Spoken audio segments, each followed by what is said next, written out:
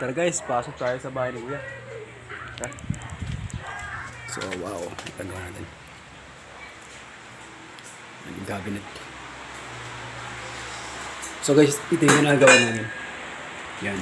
Nagpapabricate kami ng grills dito sa likod, no? Lalagyan namin ng yero yan, yung plastic na kulay dilaw. So guys, pinipinis na namin, no? So may iwan to para makakit kami sa bubong. Para magbubong kami mamaya.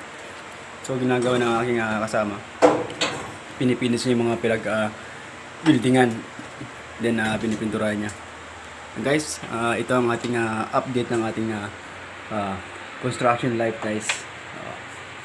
Guys, follow, comment, like, and share guys para mas marami pa tayo yung videos magawa. Okay. Tara guys, pasok tayo sa bahay ni Kuya.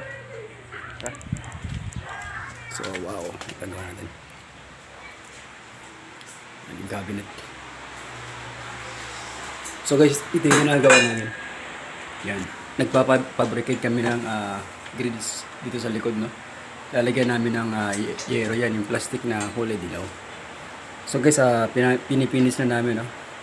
So may iwan to para makakit kami sa bubong. Para magbubong kami mamaya. So ginagawa ng aking kasama. Pinipinis niya yung mga buildingan. Then pinipinturahan niya. Guys, ito ang ating update ng ating construction life guys.